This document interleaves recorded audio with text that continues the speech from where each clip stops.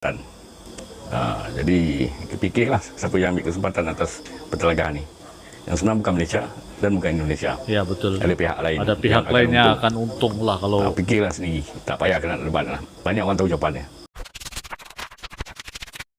Assalamualaikum sampurasun kumahadam good people. Sarang Widojeng sumping ke channel Abdi. Saya BDT dari Borneo Sabah akan menemani teman-teman dalam episode reaction kali ini. Terima kasih kerana sudi klik hadir di dalam video ini.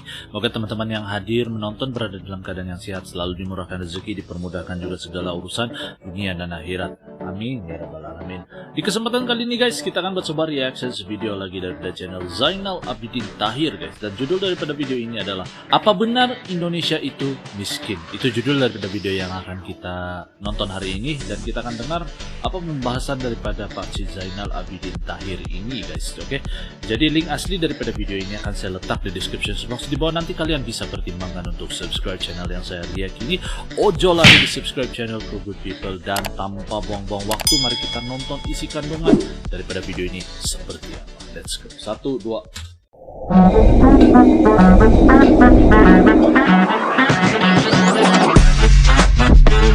Yo, kumaha damang, salam silaturahmi good people.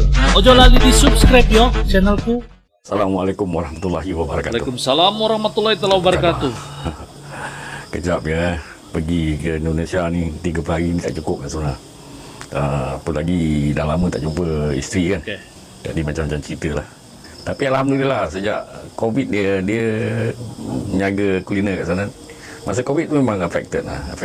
Tapi apa nak buat kan. Ini video beberapa tahun lepas lah. Hulu hala juga kan. Guys. Keadaan ekonomi tak menentu lah. Apa yang banyak boleh tolong lah. Jadi dia konsisten, dan sekarang ni perniagaan dia berjalan dengan lancar lah. Dia ada customer tetap dia kan. Jadi kalau dipikir kan dia datang ke Malaysia pun sama juga. Dia akan dapat banyak tu juga, sama. Sebab saya dulu pernah menjaga di KL kan. Penat menjaga makanan ni, penat sebenarnya.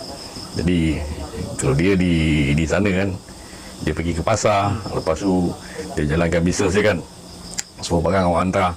Jadi tak merepotkan lah. Tidak merepotkan. Jadi alhamdulillah lah, perniagaan dia pun berjalan lancar. Jadi bebanan keuangan yang sebenarnya tak banyak. Itulah. Jadi cakap-cakap kata orang sana susah, senang mengarut. Ini semua cakap politik. Cakap politik. Kita banyak di kamuflase oleh politik lah. Di kamuflase. Jadi yang sebenar dia orang pun okey. Ekonomi dia orang pun bagus. Ekonomi orang kampung sana pun bagus. Jadi dalam celah-celah berjuta-juta orang tu adalah orang yang cuba cari keberuntungan di luar negara kan. Jadi kadang-kadang benda-benda macam ni jadi bahan politik. Ya betul. Jadi media-media pun banyak yang pro politik lah. Pro opposition. Jadi dia menulis lah.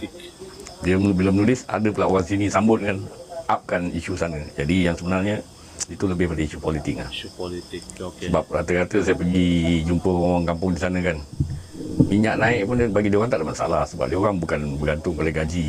Dia orang ada kehidupan lain. Selain pada gaji, dia ada kehidupan dia yang lain lah, yang boleh support lah dia orang punya income lah. Walaupun terdengar lagi rendah pada Malaysia kan, tapi kos hidup sana murah. Cuma kalau setengah barang lah agak mahal lah. Macam daging, walaupun daging tu dia orang ternak sendiri kan, harga di pasaran tu tinggi. Sama juga dengan ayam, walaupun dia orang ternak ayam sendiri kan, tapi harga di pasaran tu agak tinggi jugalah. Jadi yang sebenarnya menguntungkan penternak, menguntungkan petani. Jadi tak semestinya benda mahal dia orang tak mampu nak makan kan. Betul. Mampu, ada cara dia. Betul guys. Jadi dia orang ni very resilient lah. Jadi bila kita membesarkan isu kehadiran pekerja-pekerja asing ni kan, ini atas dasar kita perlu. Atas dasar perlu. Dan akhir sekali illegal pun kita terima. Sebab atas keperluan. Jadi kita tak boleh salahkan satu pihak lah. Betul. Lagi satu ni, mengikut data daripada World Bank, IMF kan, orang Indonesia yang keluar negara ni tak seramai sangat lah. Hanya dalam lingkaran 3% daripada penduduknya. Jadi yang sebenarnya kita ikutlah pada statistik yang dikeluarkan oleh World Bank. World Bank ni ada data. IMF. Jadi estimate sebenarnya 9 ke 10 juta.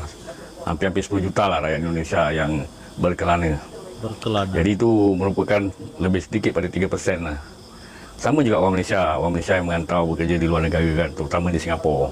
Bila dijumlahkan lebih daripada 1 juta. Jadi angkanya lebih kurang sama. Jadi kenapa kita nak berdebat tentang itu? Ini semua cerita politik. Jangan kita masuk dalam ranah politik. Betul. Ini kita akan menyakitkan hati masing-masing. Betul. Itu yang sebab benda ni dah jadi macam politik international lah. Kalau kita diam, ada orang yang memanas-manaskan. Sebab memang ni isu politik antarabangsa. Ada orang akan memanaskan. Jadi kalau kita ikut, dia jadi macam local politik lah. Sama lah, tak habis-habis. Berdebat akhirnya tak sana-sana juga penyelesaian. Sebab benda ni akan berpanjangan. Lepas satu isu. Ini adalah international politik. Politik mendominasi ekonomi. Dengan cara buat orang bertelagah, maka ekonomi kita akan jadi lemah dan ada orang ambil kesempatan. Jadi fikirlah siapa yang ambil kesempatan atas pertelagahan ni. Yang senang bukan Malaysia dan bukan Indonesia. Ya, betul. Ada pihak lain. Ada pihak lainnya akan untung lah kalau fikirlah sendiri. Tak payah kena debat lah. Banyak orang tahu jawapannya. Tapi tak nak menjawab. Sebab isu ni kalau kita buat panjangan tak guna. Sana-sana juga guys. Yang sebenarnya antara kita di luar pada netizen lah, kita ni baik. Kita pergi ke sana kalau kita dengan niat baik, orang sambut dengan niat baik. Betul. Tapi selalunya yang orang yang tak faham, dia dapat misinformation, maka dia akan jadi satu keadaan yang dia berfikiran negatif. Kalau nak fikirkan positif kan, takkan Indonesia boleh masuk G20. Betul. Bukan sembarangan negara boleh masuk G20. Ini G20 ni adalah 20 negara yang ekonomi dia membangun di dunia. Maka digroupingkan untuk merangka ekonomi dunia. Jadi bukan sembarangan. Jangan kita ambil isu yang terpencil, desa-desa yang ketinggalan, kita upkan isu dia. Jalan-jalan yang rosak, kita upkan isu dia. Orang-orang yang ini semua benda-benda yang dia copy and paste lah. Ambil satu isu naikkan, berulang-ulang. Tidak habis. Kalau ikutkan kemakmuran di Indonesia ni di tangga Regitum Prosperity Index tinggi. Dia bawah sikit pada China lah. Ada di data dia. Dan di kalangan ASEAN, Singapura nombor 1, Malaysia nombor 2, Indonesia nombor 3, Thailand nombor 4, Vietnam nombor 5. Itulah urutan dia. Jadi janganlah kita ambil isu-isu daripada mana-mana media yang suka merendah-rendahkan Indonesia kan atas sebab alasan tertentu. Sebab Indonesia ni sedang naik dengan cepatnya. Sangat Dan cepat sekarang Indonesia sudah jadi ekonomi nombor 7 secara GDP Purchasing Power Parity, nombor 7 di dunia. Dia akan naik sampai ke peringkat nombor 4 di tahun 2030. Satu pencapaian yang sepatutnya kita kena respect. Tak menunjukkan kita ni di bawah. Kita punya pendapatan per kapita yang tinggi. Jadi seharusnya kita satu level lah. Sebagai ekonomi besar, dia di atas kita. Tapi sebagai kita ambil keseluruhannya kan, kita kena ambil sikap yang kita ni sama. Jangan kita merendahkan. Ini yang masalah ni. Sebab apa? Bila kita merendahkan, ada banyak kawasan-kawasan di Indonesia ni, terutama di Jawa Barat kan, yang ekonomi dia orang tinggi. Dia orang terasa terhina. Sebagai satu negara besar, diremehkan oleh negara kecil. Jadi kita kena ambil sikap di mana kalau kita nak buat perbandingan apple to apple. Makna kalau kita sebagai negara yang punya penduduk 30 juta, kita kena bandingkan diri kita dengan Taiwan, dengan Sri Lanka, dengan Jamaica, dengan penduduk yang dengan Iraq, setara, dengan Kazakhstan. Itulah sepatutnya kita buat perbandingan. Jangan kita buat perbandingan dengan negara yang jauh lebih besar. Dia tu satu league dengan Brazil, satu league dengan Mexico. Indonesia tu besar guys. Penduduknya di atas 200 juta lah. Dia satu league dengan Pakistan. Itu league dia. Banyak penduduk. Bukan dengan kita. Kita Malaysia ni satu ni league kecil dengan je, Jabodetabek. 30 juta. Maaf cakap lah. Jadi selama ni kita bertelagah tanpa pasal kan. Ikut pada keadaan sebenarnya lah. Kalau kita pergi ke Indonesia kan, saya pergi ke sana, saya tak terasa saya pergi ke negara yang mulung. Dia orang maju. Saya tak terasa kita pergi ke negara yang miskin. Sebab banyak orang kaya di Pengalaman sana. orang yang sudah Orang datang miskin ke dia Indonesia tapi guys. secara persentase yang rendah. Kalau saya nak terperincikan, kalau ikut data statistik Indonesia, dia menunjukkan lebih kurang 10% rakyat dia miskin lah. Kalau ikut standard kita mungkin 15%, tapi itu jumlah yang rendah. Jangan kita nak besar-besarkan. Sebab apa? Banyak rakyat Indonesia tu kaya. Betul. Di atas kita. Lebih pada 50 juta rakyat Indonesia tu Jutawan. berpendapatan upper middle class. Wow. Dan jumlah tu akan meningkat tahun demi tahun. Tak heran kalau dalam masa 5-6 tahun lagi mungkin 100 juta rakyat Indonesia tu dalam kategori upper middle class. Jadi itu kita kena pandang lah. Jangan kita 50% ikut dari dengan 200 juta guys. media yang pro barat. Media yang pro barat ni dia ikut dengan barat. Pandangan kita jangan ikut barat. Ya, betul. Kita kena ikut sebagai negara ASEAN. Sebab opini ni selalu ini dibuat oleh media barat. Jadi jangan kita ikut. Itulah sikit sebanyak yang saya nak luahkan lagi ni. Assalamualaikum warahmatullahi wabarakatuh. Waalaikumsalam warahmatullahi wabarakatuh. Nah guys, itu pendapat daripada Pak Cik Zainal guys. Jadi ini memang satu fakta yang bagus dan bagi saya berasas gitu.